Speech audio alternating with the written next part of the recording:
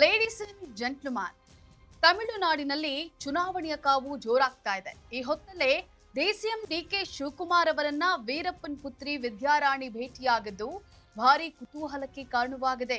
ತಮಿಳುನಾಡು ಚುನಾವಣೆಯಲ್ಲಿ ಕಾಂಗ್ರೆಸ್ ಮೂಲಕ ಸ್ಪರ್ಧಿಸುವಂತಹ ಇಂಗಿತವನ್ನ ವಿದ್ಯಾರಾಣಿ ಹೊಂದಿದ್ದು, ಇದೀಗ ಇವರ ಈ ಭೇಟಿ ಚರ್ಚೆಗೆ ಗ್ರಾಸವಾಗಿದೆ. ಎಸ್ ವೀಕ್ಷಕರೇ, ನೆಲ ಜಲ ಭಾಷೆಗಾಗಿ ಪ್ರಾಮಾಣಿಕ ಪತ್ರಿಕೋದ್ಯಮ. ನೀವು ನೋಡ್ತಾ ಇದ್ದೀರಾ ಫೋಕಸ್ ಟಿವಿ. ನಾನು ಪವಿತ್ರ.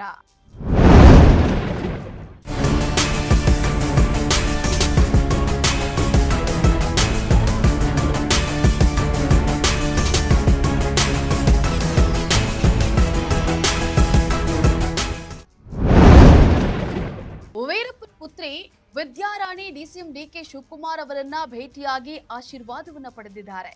ಇದು ರಾಜಕೀಯ ವಲಯದಲ್ಲಿ ಭಾರಿ ಕುತೂಹಲವನ್ನ ಮೂಡಿಸಿದೆ. ತಮಿಳುನಾಡಿನ ವಿಧಾನಸಭಾ ಚುನಾವಣೆಗೆ ಈಗಾಗಲೇ ಅಖಾಡ ಸಜ್ಜಾಗಿದೆ. ಈಗಾಗಲೇ ಡಿಎಂಕೆ, ಟಿವಿಕೆ ಸೇರಿದಂತೆ ಬಿಜೆಪಿ ಮತ್ತು ಕಾಂಗ್ರೆಸ್ ತಮಿಳುನಾಡಿನಲ್ಲಿ ಸ್ಥಾನವನ್ನ ಗಿಟ್ಟಿಸಿಕೊಳ್ಳೋಕೆ ಸರ್ಕಸ್ ಅನ್ನ ಮಾಡ್ತಾ ಇವೆ.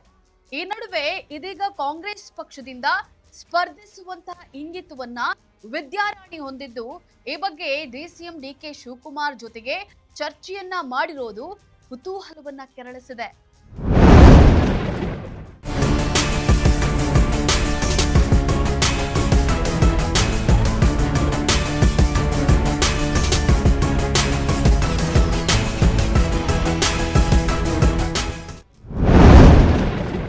ವಿದ್ಯಾರಾಣಿ 2020ರಲ್ಲಿ ತಮಿಳುನಾಡು ರಾಜಕಾರಣಕ್ಕೆ ಪ್ರವೇಶವನ್ನ ಪಡೆದರು. ಮೊದಲು ಬಿಜೆಪಿ ಯುವ ಘಟಕದ ಉಪಾಧ್ಯಕ್ಷರಾಗಿ ನೇಮಕಗೊಂಡಿದ್ರು. ಬಳಿಕ ಬಿಜೆಪಿ ತೊರೆದ ನಾಮ್ ತಮಿಳರ್ ಕಚ್ಚಿ ಪಕ್ಷಕ್ಕೆ ವಿದ್ಯಾರಾಣಿ ಸೇರ್ಪಡೆಯಾದ್ರು. ಸದ್ಯ ಎನ್ಟಿಕೆ ಪಕ್ಷದಲ್ಲಿರುವಂತಹ ವಿದ್ಯಾರಾಣಿ ಈ ಬಾರಿ ತಮಿಳುನಾಡಿನಲ್ಲಿ ನಡೆಯುವಂತಹ ವಿಧಾನಸಭಾ ಚುನಾವಣೆಯಲ್ಲಿ ಕಾಂಗ್ರೆಸ್ನಿಂದ ಸ್ಪರ್ಧೆಯನ್ನ ಮಾಡೋಕೆ ಬಯಸಿದ್ದಾರೆ. ಇದೇ ವಿಚಾರವಾಗಿ ಮಾತನಾಡೋಕೆ ಡಿಕೆ ಅವರನ್ನ ಭೇಟಿ ಮಾಡಿದ್ದು, ಈ ಬಗ್ಗೆ ಪ್ರತ್ಯೇಕವಾಗಿ ಮಾತುಕತೆಯನ್ನ ನಡೆಸಲು ಅವಕಾಶವನ್ನ ನೀಡೋದಾಗಿ ಹೇಳಿ ಕಳಿಸಿದ್ದಾರೆ ಎಂದು ತಿಳಿದು ಬಂದಿದೆ.